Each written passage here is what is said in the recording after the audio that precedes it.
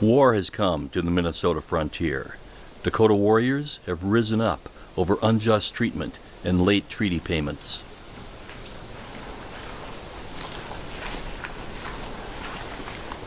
Yep.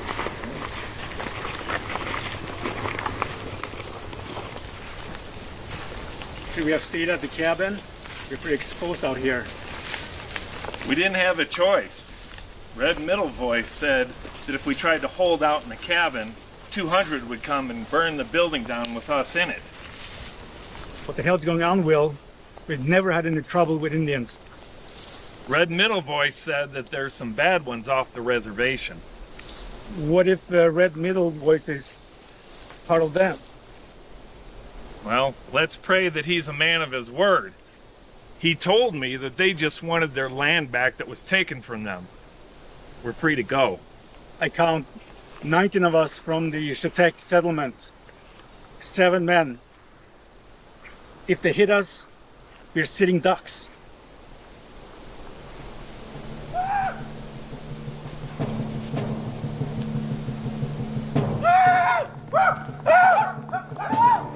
God save us! They're coming!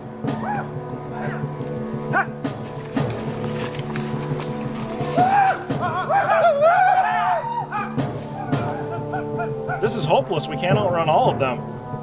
Everyone, let's head for the tall grass. We'll shoot from there.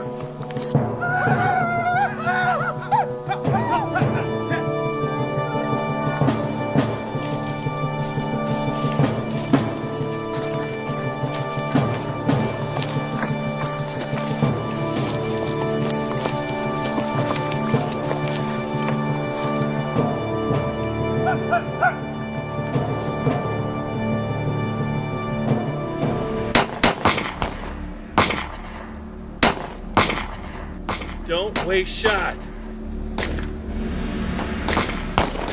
They run and hide like sheep. John, pick them off. You're our best shot.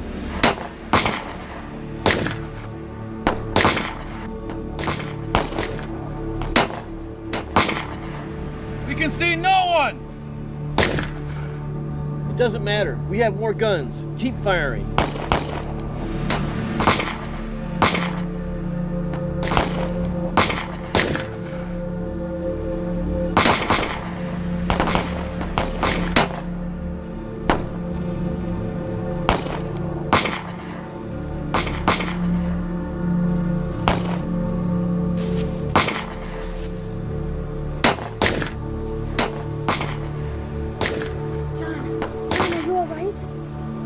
Yes, move away from the children. Have them hug the ground.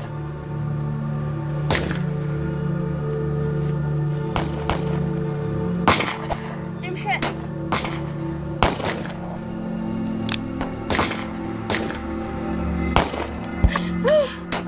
John, I've been shot.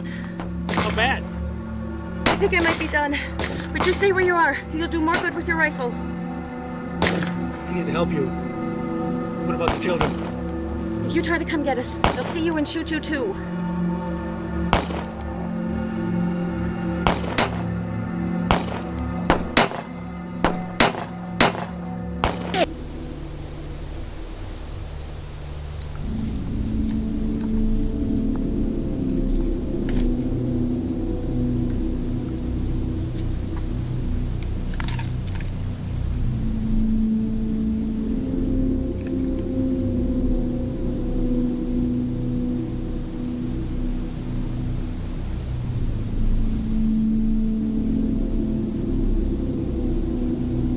You two and your children, come by me. Leave.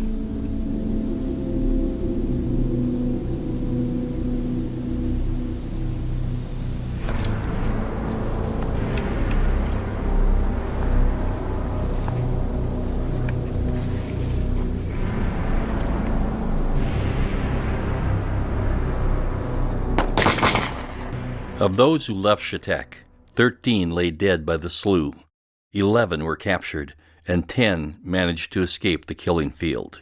Miraculously, Ted Ireland survived, as did Lavina Eastlick, who was reunited with her 2 sons and walked with them to safety in New Ulm.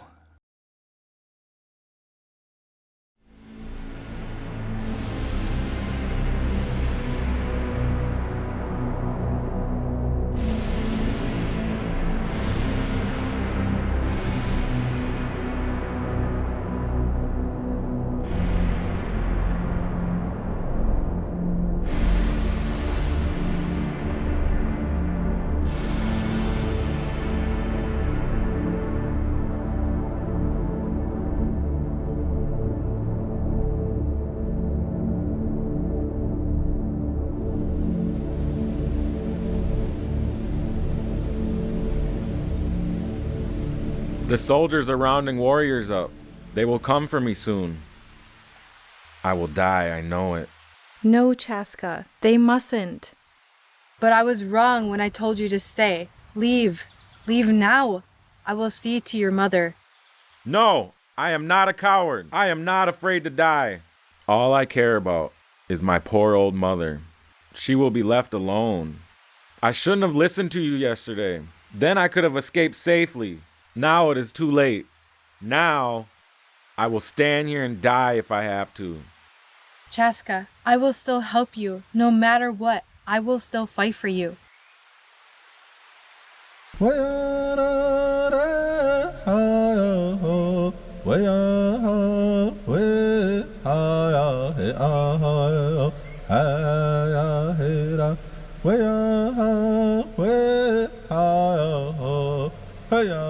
Sunset. It's good to be home.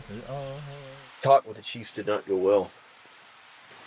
Was there a decision? No. All have different plans. What have you heard? What is it? Please tell me. I've heard there is to be a trial. Who would go on trial? All of us, I believe. You mean all Dakota? That is what I understand. Who would run this trial? The white man's government. The white man's army. This would not be a fair trial. I agree with you, Sunset. What are we going to do?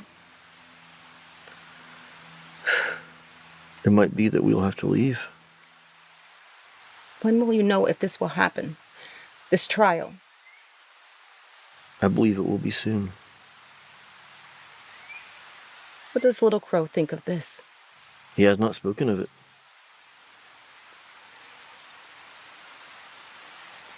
I fear for our people. Captain Grant, did you arrest Chaska? Yes, we have, and he'll swing with the rest of them. If you hang that man, I will shoot you. Indian lover.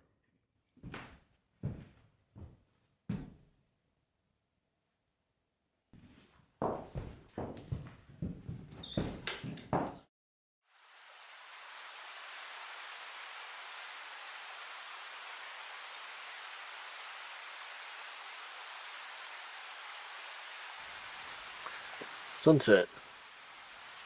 I was worried for you. I've been here for a time. I was speaking with the other Dakota women. We are all concerned. I understand. Since you are already here, the meeting with the chiefs must have ended early. We had to decide quickly. There is a great danger now. Danger? Of what? A danger that all of us who fought in the war with the white man will be arrested, put in prison. You mean after this trial? Little Crow does not think this will be a fair trial for any Dakota.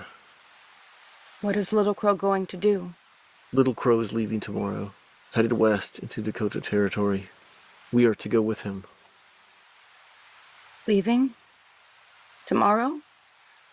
But our people here need our help. I can help them. We can help them. We must leave, Sunset. My husband, there are many Dakota children here now who have no one. Sunset, you are We're a great mother to our children. If this is what your heart calls you to do, then you must stay. But I must go. Know this. You and I are two voices that sing together and always will be. I promise you, I will join you in Dakota.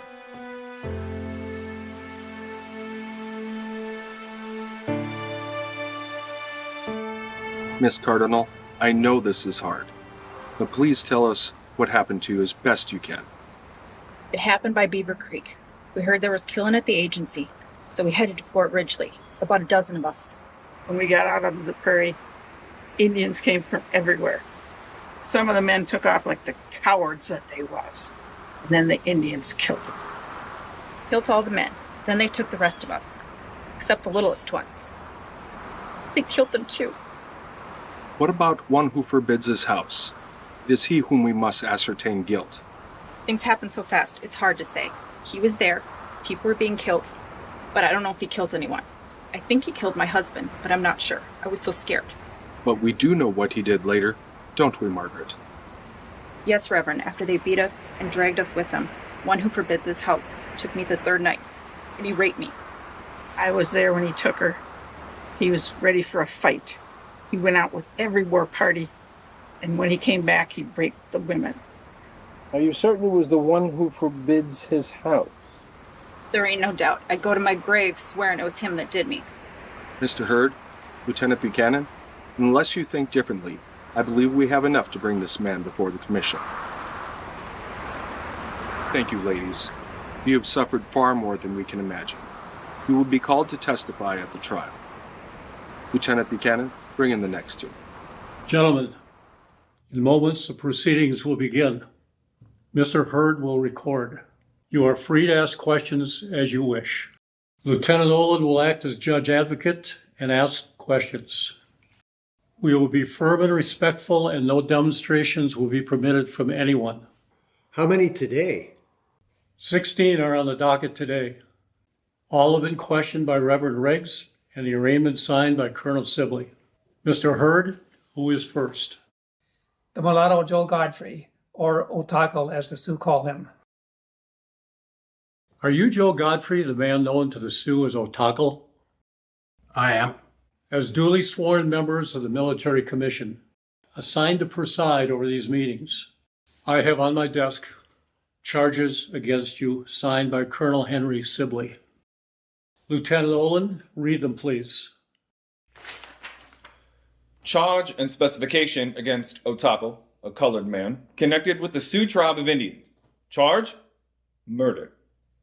Specification, first, in this, the said Otakel, or Godfrey, a colored man, did, at or near New Ulm, Minnesota, on or about the 19th day of August, 1862, join a war party of Sioux tribe of Indians against the citizens of the United States, and did, with his own hand, murder 7 white men, women, and children, more or less peaceable citizens of the United States.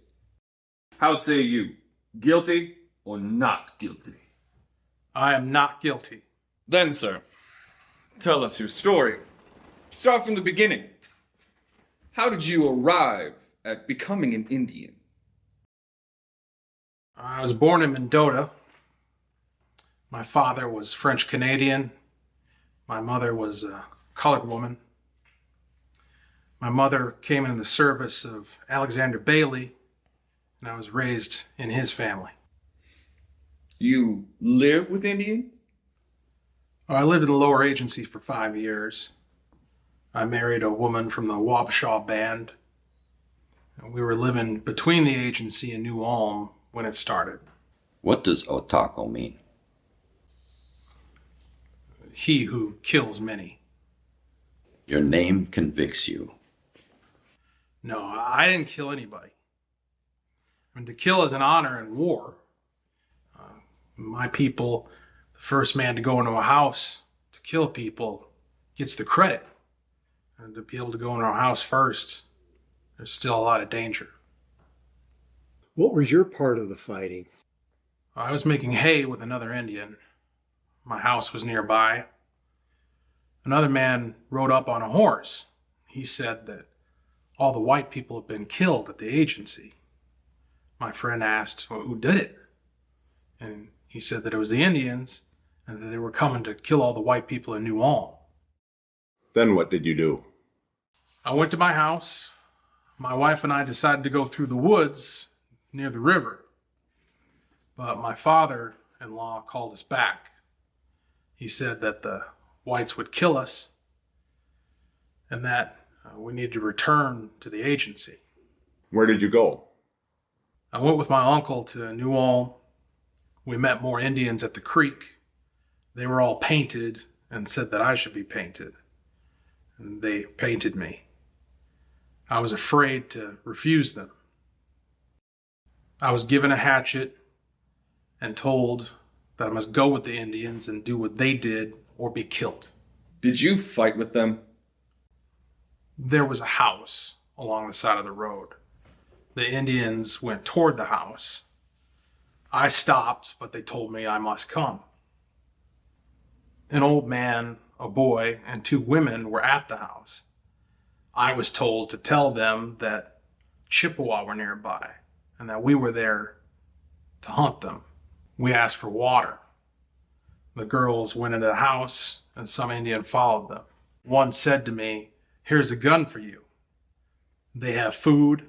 After we kill, then we eat." What did you do? I was told to watch the road. A wagon was coming.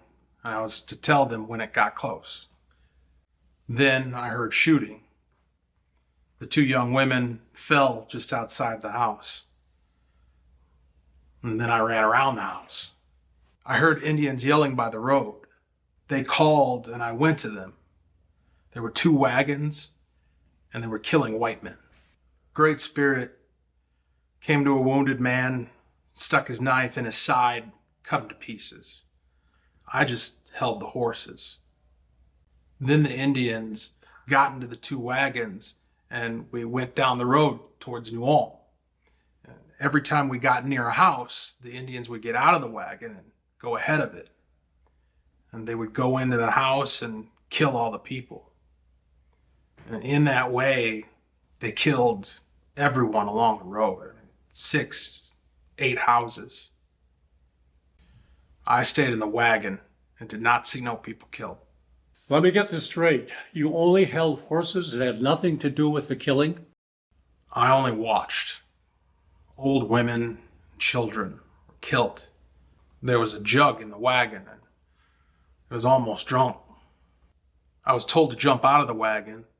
One said that he'd left 3 guns in a house when he had brought out the flour. They told me to go into the house with a hatchet, kill the people, and get back the guns. I was afraid. How many of you were there? About 20. At that time, there were about 4 wagons, and we were going down all the houses and killing everyone. Godfrey, there were 2 attacks on New Ulm. Was it the first or the second? It was the second, Captain. I was at Little Crow's village during the first. Continue. After a few days, we went to Rice Creek. Then we crossed the Redwood River, and we saw some wagons on the prairie on the other side of the river. After the Indians had crossed over the Minnesota River and saw the wagons on the other side of the river, I went with them at sunrise. There was shooting just before I got there, and they were shooting all day. They killed all the horses. Stop. You were at Birch Coulee. Men died there, not just horses. 25 of my men. It was a cowardly attack on a sleeping camp.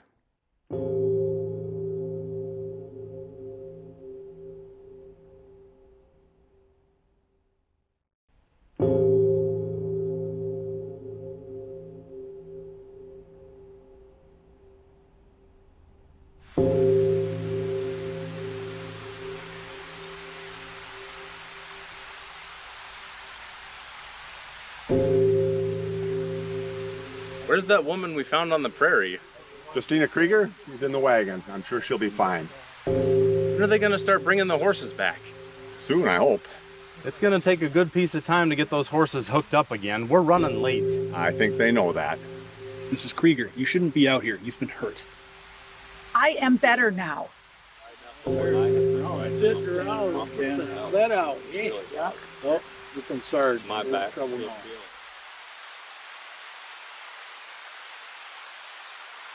Sure, they'll find some way to blame us. They always do it.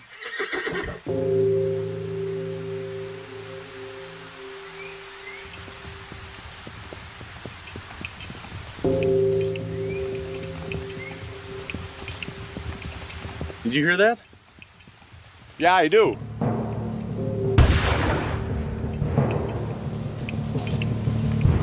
They're attacking. Take cover. Man, behind the wagons now.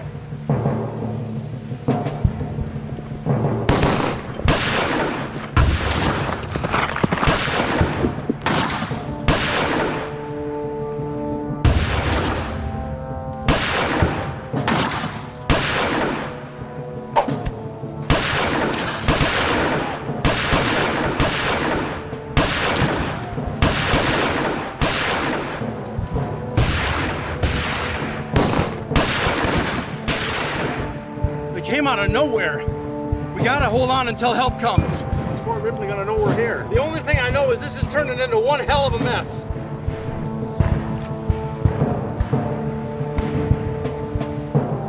Mrs. Woodbury, what can you tell us of Joe Godfrey, known as Otokal? Well, I seen him 2 or 3 days after the outbreak. He was over at Little Crow's Village. He had on a breechclout and his legs and face all painted up for a war party, which he started on one to Noam. Did he appear to be reluctant? Nope. He was very happy with the Indians. He was whooping around and yelling as fierce as any one of them. When they come back, Hunka, who was one of the Indians, he said that Godfrey was the bravest of them all. He led him into a home, and Godfrey clubbed the people with a hatchet. I was standing nearby, and I heard someone say to him, "Hey, Godfrey, how many did you kill?" And he says, "Only 7.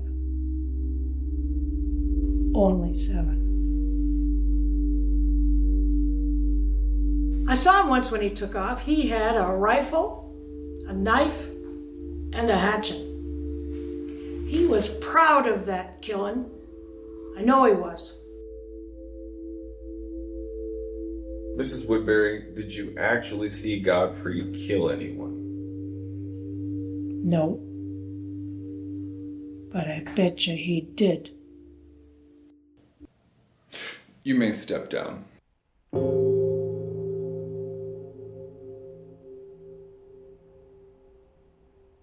Charge against Chaska, a Sioux Indian, murder.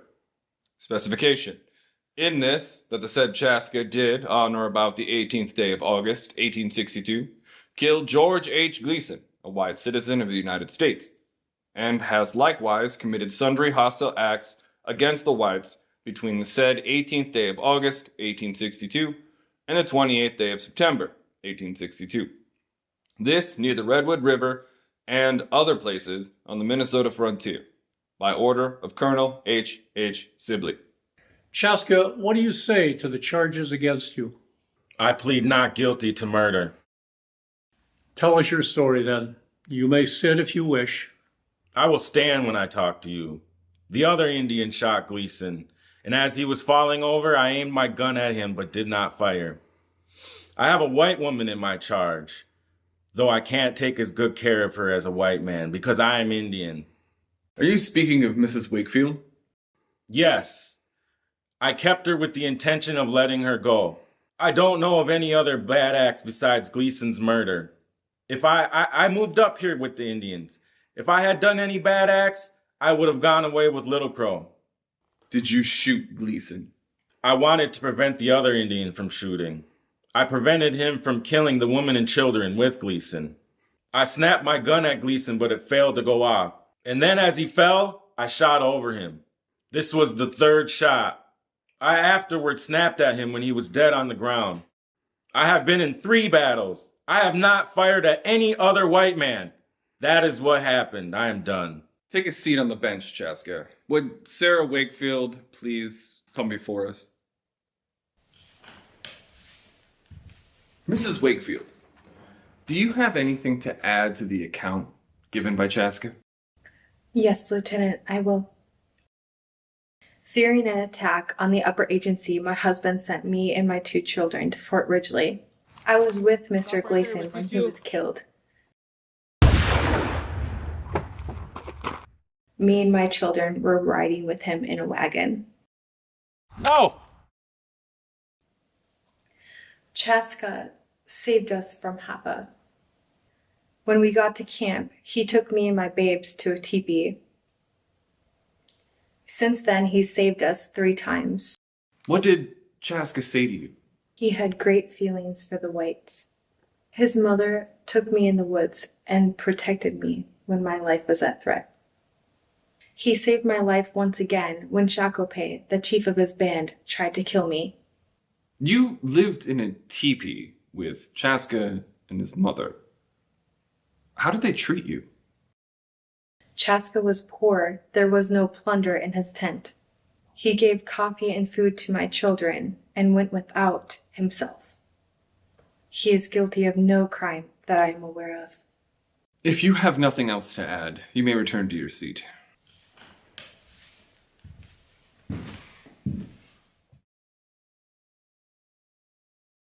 Gentlemen, what say you regarding Chaska? He shot at Gleason. Once he missed, says intentionally. Another shot, his gun misfired.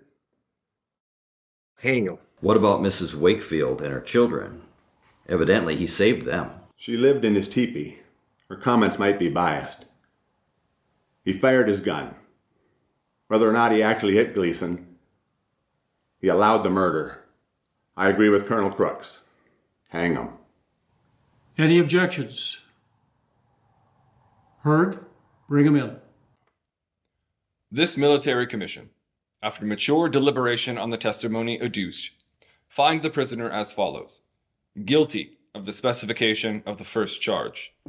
Guilty of the first charge. Guilty of the second charge. And to therefore sentence him, the said Chaska, a Sioux Indian, to be hung by the neck until he is dead. No, you can't. This is wrong. He did nothing. Major Forbes, silence that woman and remove her, and return Chaska to confinement.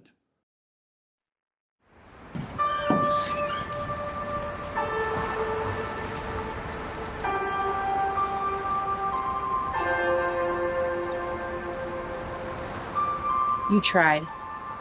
The people know you tried to help him. And for that, my people condemn me. They don't understand. For 6 weeks, we've been dragged across the prairie by the Santee. Many women were hurt in that time. They will not forgive. After I speak to Chaska and his mother, my children and I must leave this place. My husband's waiting. You belong in your world. Go back to it. May your God be with you, Sarah Wakefield.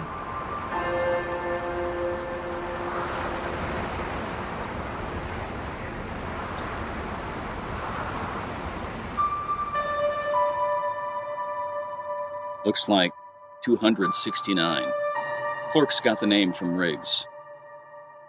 Johnson, call the first name. Washashu. Please stack your rifles and any other weapons you may have against the wall. They will be returned to you shortly. Where must I?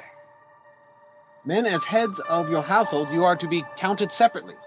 The government wants to pay you extra.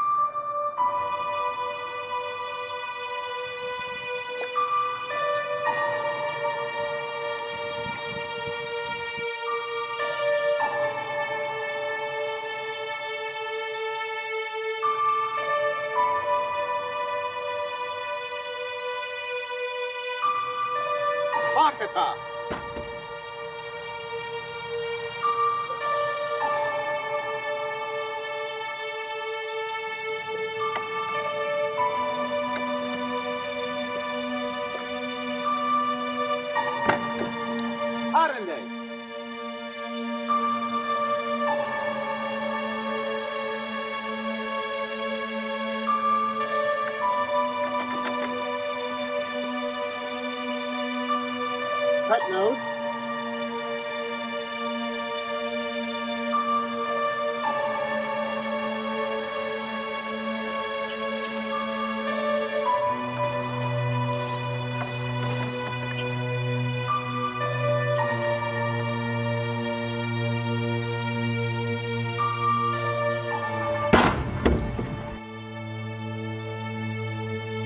This way.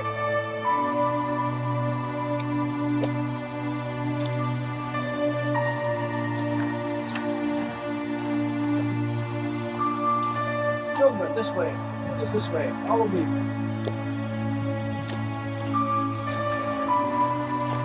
Children, follow me. Food is this way.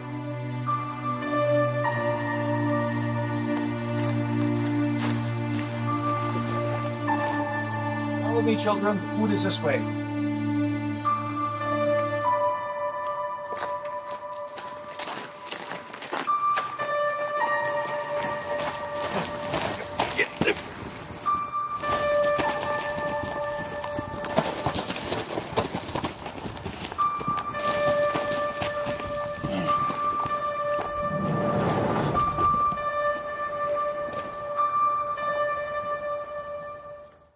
Worked like a charm, Colonel. We bagged 234. Some of them smelled of skunk and headed into the cornfield. Well, how many do we have all told? 403. Well, I think we've got all we're going to bag as far as the guilty go. I'd like to move this along rather quickly. How's Godfrey doing? Primed and ready. You'd be surprised how helpful he's been. This power of life and death is a terrible thing to exercise. To think that hundreds of people are subject to that power, lodged in these hands, makes me shudder when I think about it. I shall do justice and no more. I will murder no man, not even a savage if proven to be innocent. Colonel Sibley. Mr. Dooley. I've received word that Red Middle Voice has headed up the Missouri out west. He's got captives from Chetek. My Laura must be with him. Well, we'll get him back as soon as we finish what we're doing here. Funny thing, I hear the Sans Arc are going after Red Middle Voice. Some Indian. He's going to free the captives. Indians after Indians. They call them the Fool Soldiers. Well, we must all pray for the best. I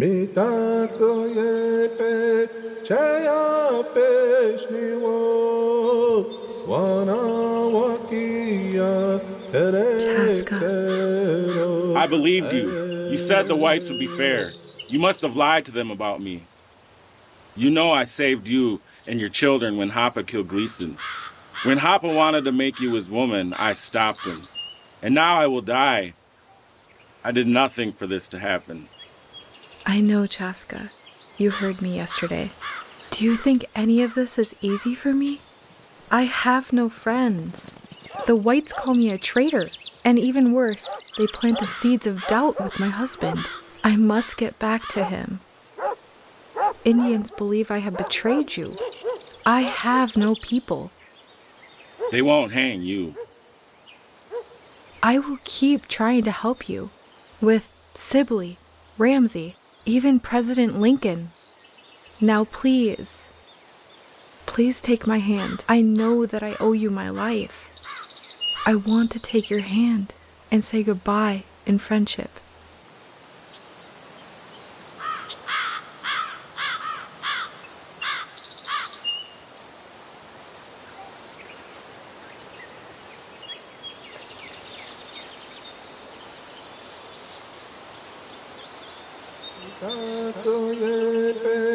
Goodbye, Chaska. Goodbye, my dear friend.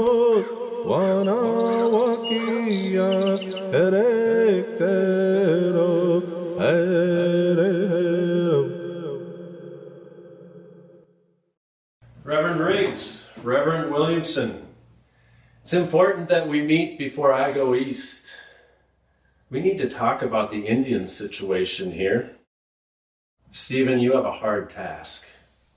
Bishop Whipple, I'm just trying to sort things out. There are certain Indians who are guilty of crimes for which they deserve punishment and which cannot be condoned as acts of war. Stephen, there is a broad distinction of guilt between those who went all around the country committing fiendish violence and those who received plunder, or those who, under the threat of death, engaged in the battle where hundreds were engaged. That may be, but I am satisfied the commissioners will do God's bidding. 29 have already been tried. I'm satisfied in my own mind that of those in the prison house found guilty should not be there. Thomas, I have high regard for those on the commission. They should have new, actual trials. But I find that Minnesota probably could not find 12 men who could act as jurors. But they are trying Indians. And my sense of right would lead me to give Indians as fair and full trial as white men. From the governor on down to the lowest rabble, there's a belief that all are guilty. Whether guilty or not, they be put to death. This isn't about correct legal rulings. Those on the commission carry their own prejudices with them. Stephen, Henry, do you think that we should share the blame? Christianity does lead to civilization. I've written President Lincoln that a glaring defect of our Indian system is that it places no condemnation on savage life. Could more have been done? I've also written Lincoln that there's been corruption in the Indian system and that an uprising was inevitable. Yes, but we introduced our social model and tore down the societal structure of the Indian civilization. Soon I'll be going to New York for the Episcopal Convention. When I leave New York, I'll be going to Washington to meet with President Lincoln. Please seek fairness for the Dakota. I have heard their cries for help. I have seen the criminal record heaped upon them. I cannot be silent. I pray they listen to you. You are the Episcopal Bishop for Minnesota. There will come a time when people will speak with hushed whispers of our shame. They will marvel at how their fathers dared to trifle with truth and righteousness, and in their foolhardiness, trifled with God. You were with a group of refugees from Shatek, correct? Yes. It was a group of men, women, and children. Ma'am, from your memory, please tell me what happened. We were on the trail from Shatek, like you said. A group of Dakota came up behind us, and we hid in the brush below the trail. I imagine that some in your group were armed. Yes, most of the men were. Was there any discussion between your group and the Dakota before the shooting started? No. And were the Dakota aware that there were children in your group? Some of the children were screaming, so yes. When did the gunfire cease?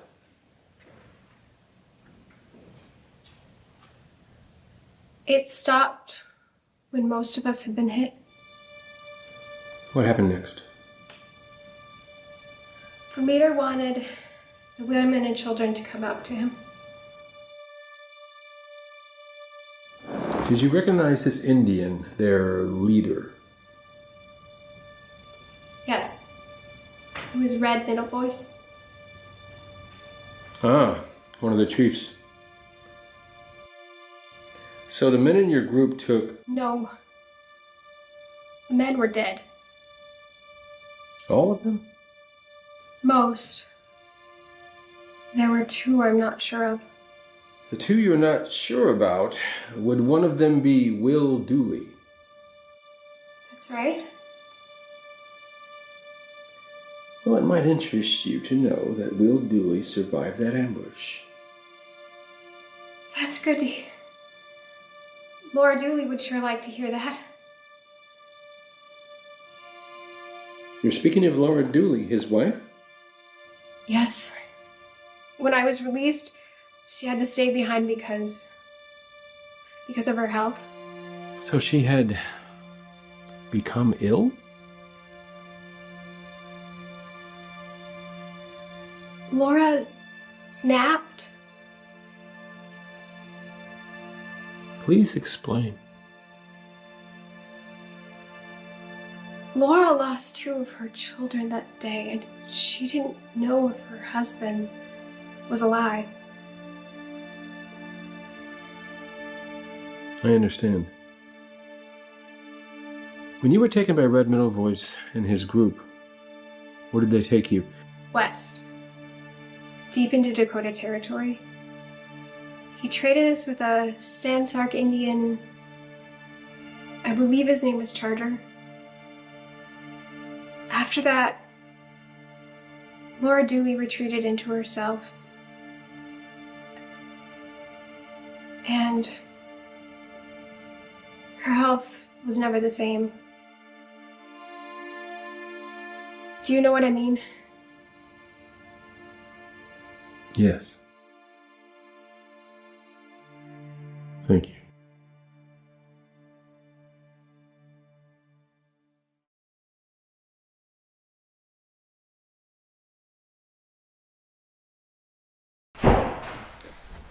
Bishop Whipple, a pleasure meeting you.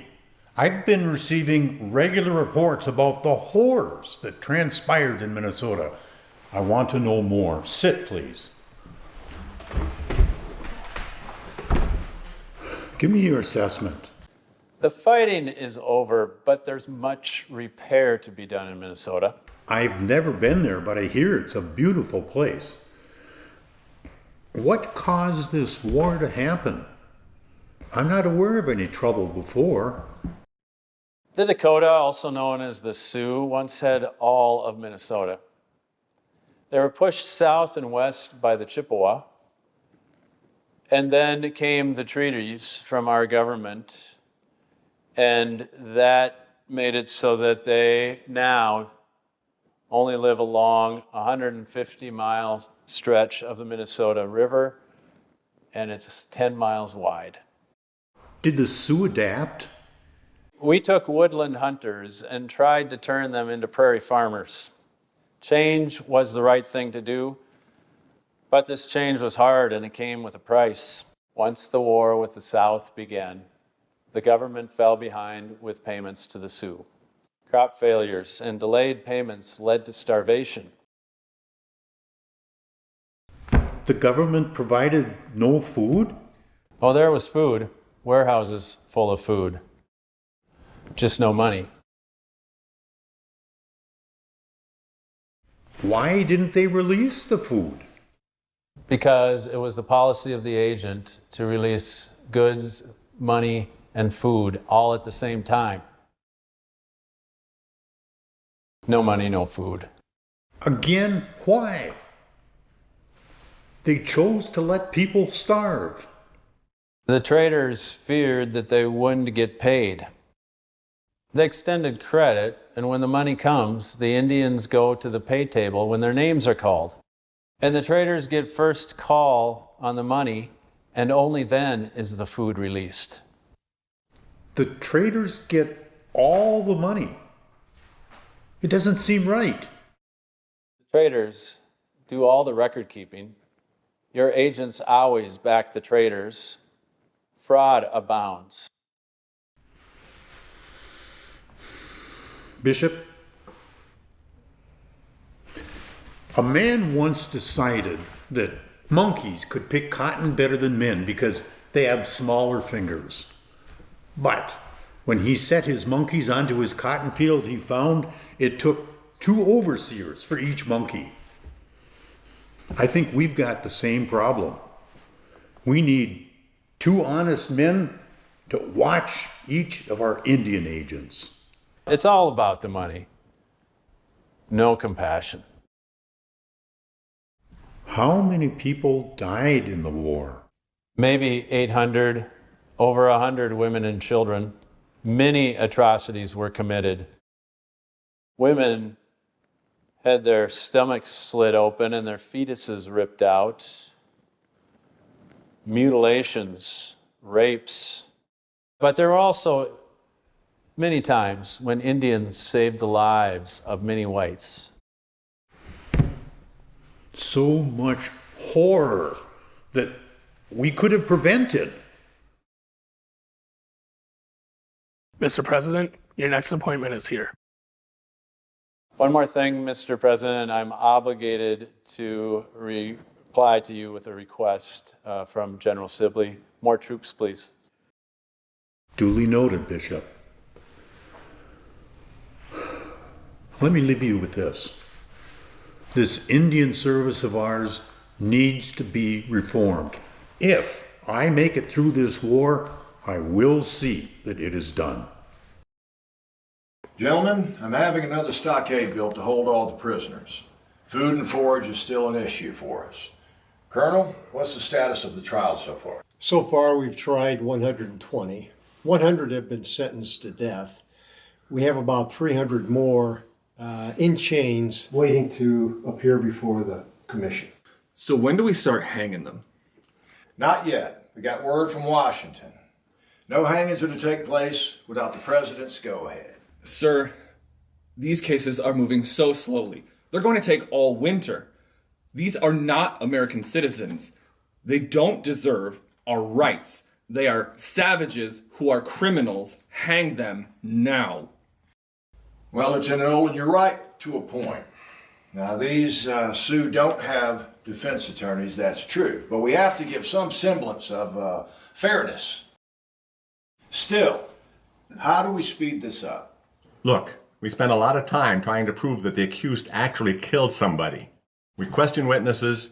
Reverend Riggs tries to make a direct link. We call in eyewitnesses. Is all this really necessary? What do you mean?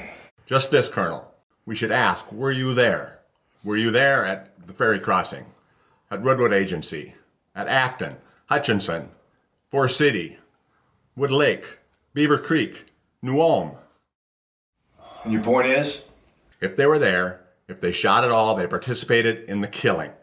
Whether or not we can prove they actually killed anyone. In other words, if they were there, they were guilty? Yes. And they will readily confess to being in battles. These savages see themselves as soldiers, warriors even. They love to admit fighting in battles. In at least 2/3 of the cases so far, most of the prisoners have admitted to firing their guns. 1 or 2 shots, and no one was killed. Some say they just wanted something. One Sioux admitted that he stole a horse, but gave the excuse that it was just a little one. We've had many young men between 18 and 25 say they were too young to fight and that their hearts were too weak to face fire. I like Grant's idea. I don't care how innocent they proclaim to be. If they were there, they are guilty as sin and they deserve to die.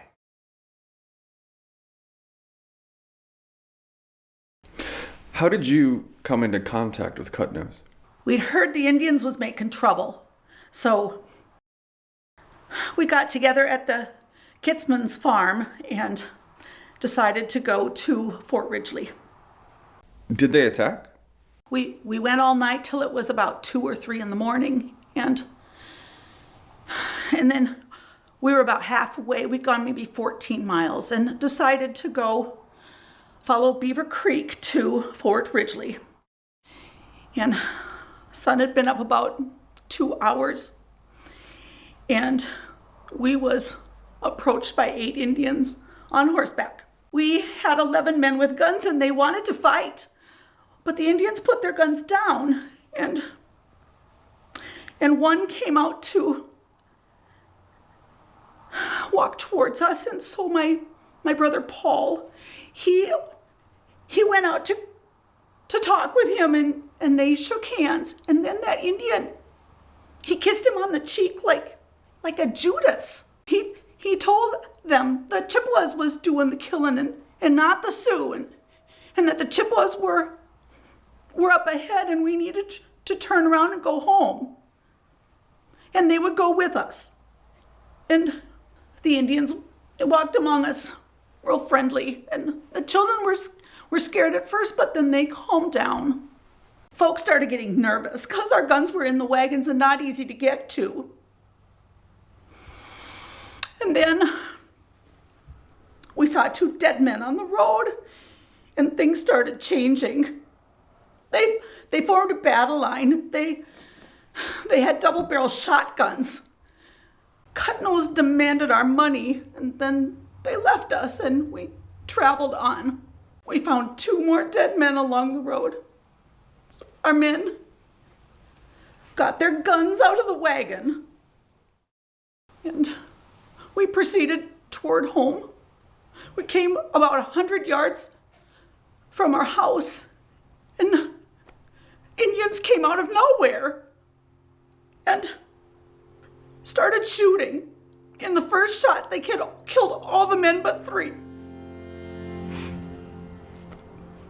My husband was one of the 3. What about the rest? The Indians told the white women that if they went with them, they'd be spared.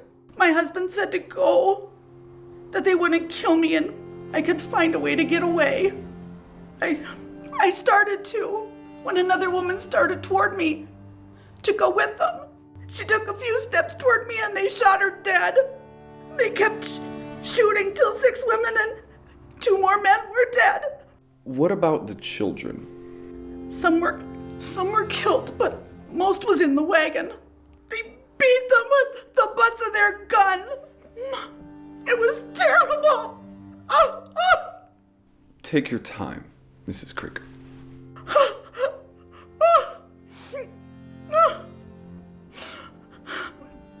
Him, the butcher, he jumped into the wagon with about a dozen children and he tomahawked them all.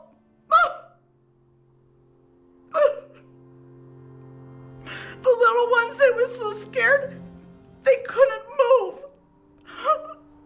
They just waited their turn to die. Well, where was your husband? He was the only man left. I was in the wagon and he came to the wagon and begged me to go. And then 2 Indians came up and shot him. He fell and then they shot him 2 more times to make sure he was dead. I stood up and they blasted me with a buckshot and I fell back in the wagon. When I woke up, everybody was gone, except for the dead. I wandered the prairie from August 19th to September 1st. Soldiers found me, and I was taken to Birch Coulee. I was there for the battle. 2 of my sons and another boy got away. My daughter Lizzie, she's 13. She yelled at the children to lay on the ground when the shooting started. And when the Indians left, Anna got the children and took them to my house. How long did they stay in the house? Until the 20th, I think. Then Anna brought the oldest children out onto the prairie. Other children who were bad hurt or sleeping, they were left behind. One way or another, 8 of my children got there. It was a miracle, praise God. Anna brought 5 to Fort Ridgely. One way or another, 8 of my children survived. But 24, they killed 24 of my friends and my husband.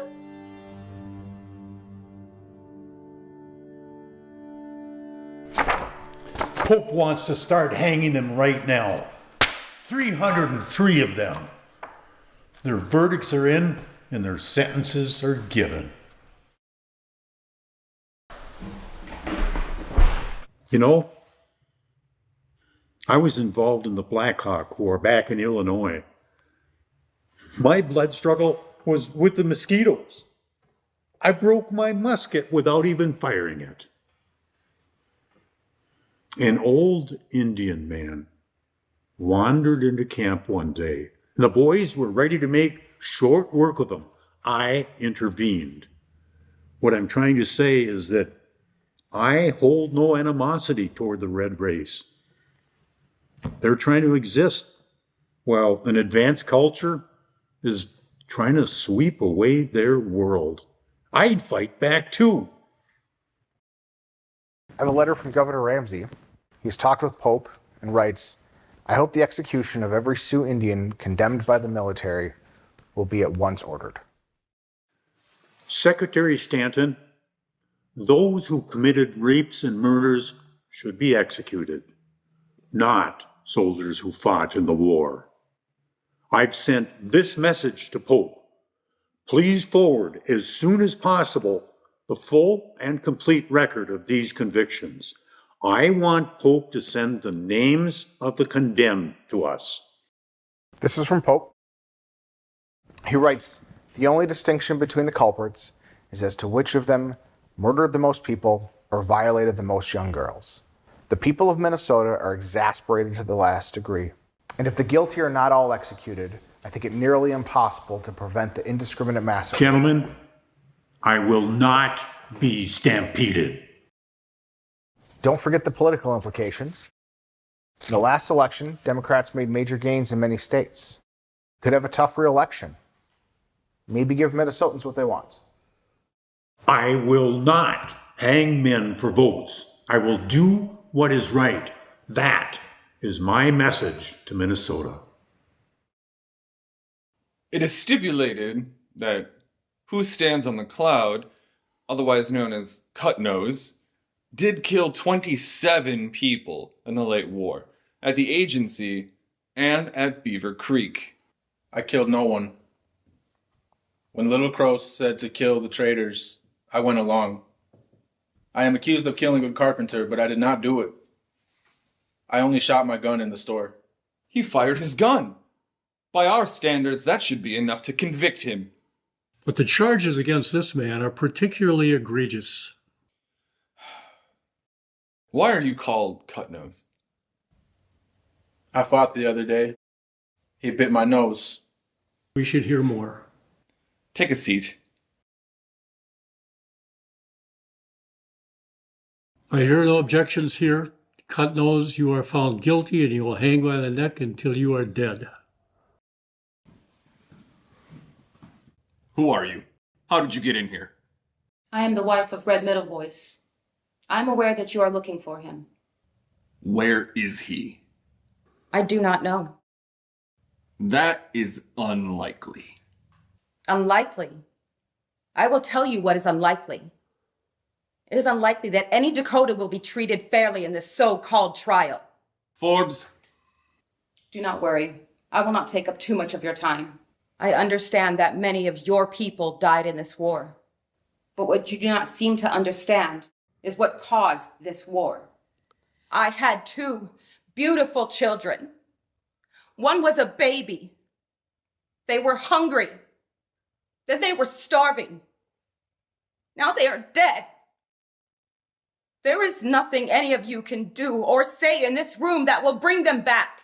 This happened to many, many Dakota families. Your agents were the cause of their death. Do not forget that.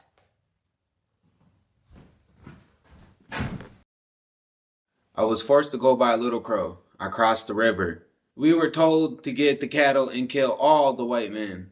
If we didn't, the soldier lodge would have punished us. There was a farm between Bridge Coulee and Beaver Creek. We found many cattle. We tried to drive the cattle, but they ran off. The owner tried to stop us, and I shot at him, but I did not hit him. I'm a good shot. If I tried to kill him, I would have. I only shot because I believe Little Crow wanted me to. He told us if we didn't kill white men, we would have been killed. Washishun, you are hereby charged with murder. How say you? Guilty or not guilty? Not guilty. I had a lame arm at New Ulm. I could not fire a weapon. My gun was bad. I couldn't even fight even if I wanted to. By our criteria, you are found guilty and sentenced to be hanged. Not guilty. You are found guilty and sentenced to be hanged.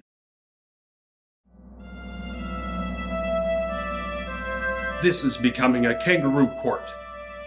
You did 42 cases today, each one averaging 5 minutes. 5 minutes to decide if a man lives or dies. You've done 272 cases in the last 10 days. I believe most deserve to die, but not all. We must pray for mercy. I've heard enough. Minnesotans call out for mass executions and removal. All the newspapers and politicians demand it. Do many speak to the contrary? Not many. Bishop Whipple. There's a Mrs. Williamson who requested a pardon be granted. A particularly heartfelt request from Sarah Wakefield regarding an Indian named Chaska. I granted those pardons. But you know, hey, I tried to get out of this. How so, Mr. President? I asked the judge advocate if there might be some court or other that would be the ultimate decider of this. No, he said.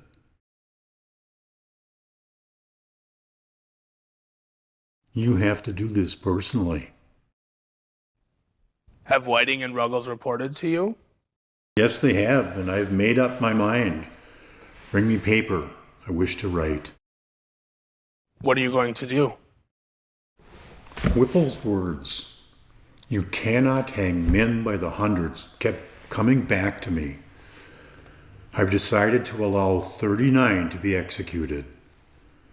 After reviewing the analysis by Whiting and Ruggles, I've concluded that these are guilty of individual murders and atrocious abuse of the female captives. What about the others? Those guilty of simply fighting in battle will remain in detention until further notice. They will not be executed. There will be an uproar. It is wrong to kill soldiers who fight in war.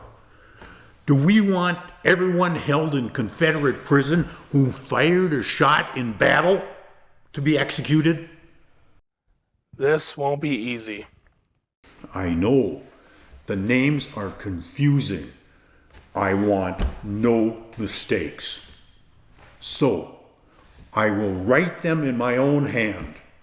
I will hyphenate the pronunciation, and I will number them.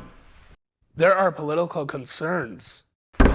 I fear that with the miserable progress we're making in this war to preserve the Union, they will have many other opportunities to show disapproval besides my handling of the Sioux Indians in Minnesota.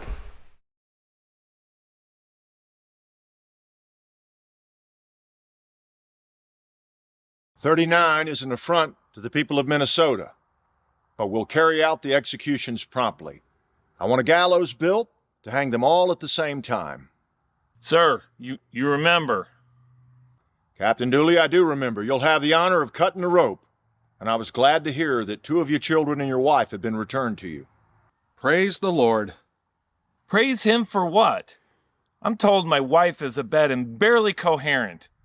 Sure, 2 of my children are alive, but 3 others were killed at the hands of those savages. I'd gladly send them all to hell. I just wish there were more. You'll get your chance on the 19th. Hold on to that. Sir, we have a problem with that date. Why is that, Lieutenant? There ain't enough rope to hang them all at one time. There ain't enough rope in all of Mankato. Impossible. Get more. I'm trying, but the countryside is deserted. And Mankato's just a town. They don't have a lot of rope. Well, how much more do you need, Lieutenant? I put in a special request, sir, to St. Paul. special made rope, but it's not going to get here for a couple of weeks. I can ask for a delay for 2 weeks, but that would put us on the 26th, the day after Christmas. Well, that would be appropriate. A late Christmas gift for the people of Minnesota. Reverend Riggs, you've lived and worked among these people for a long time. You know them by face and name. I want you to make sure that the right 39 are on the gallows. It won't be easy. Many of the names are the same or sound the same. Each of the Indians were given a number at trial, but no one remembers which number was given to which Indian. Well, I'm sure you'll sort it out. Just be sure there are 39 on the gallows. What about their spiritual needs? I'll make sure the men of the cloth have access to the prisoners.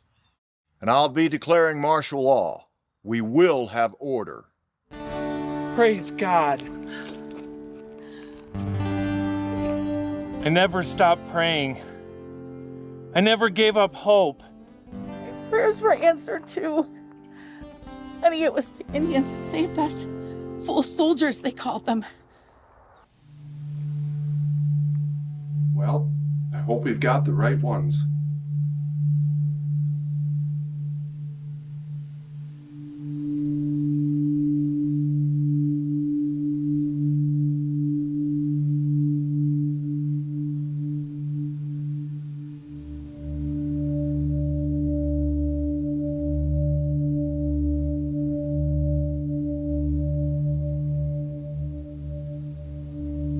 I did nothing. I killed no one. Quiet. Die like a brave Dakota. We killed hundreds of white people. We knew we would pay if we lost. Now it's time to pay with our lives. Dakota makoche, Dakota makoche, oe kacheza pero, ayash washagya, no jepikte, hechayero, hero. Dakota makoche, oe kacheza pero,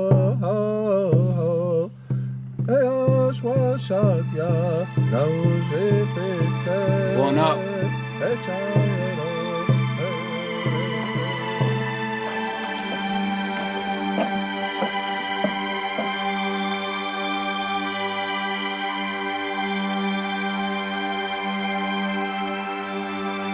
Tell my mother that I saved the life of Mrs. Wakefield.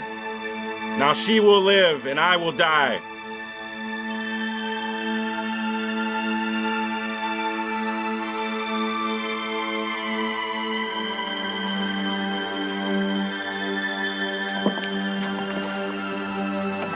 It's this way.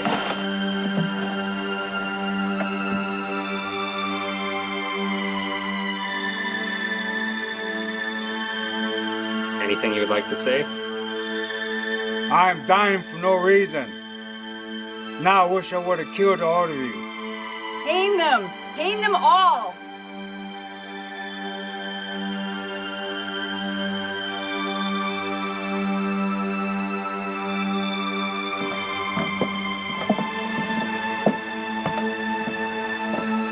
Any last words?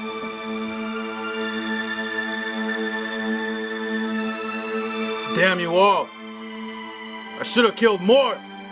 Hang them! Hang them all! No, no, no. Hang them! Hang them all! Hang them! Hang them all! Hang them! Hang them all! Hang them!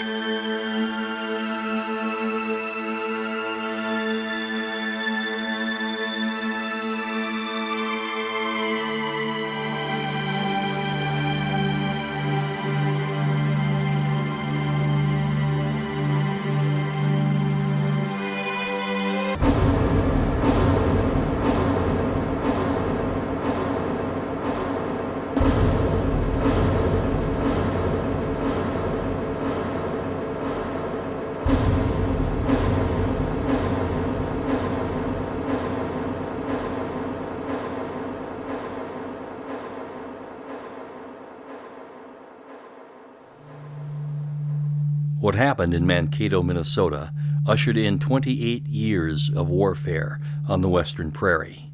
The hanging of the 38 remains the largest mass execution in American history. Its effect is still felt to this day. The wounds are still open.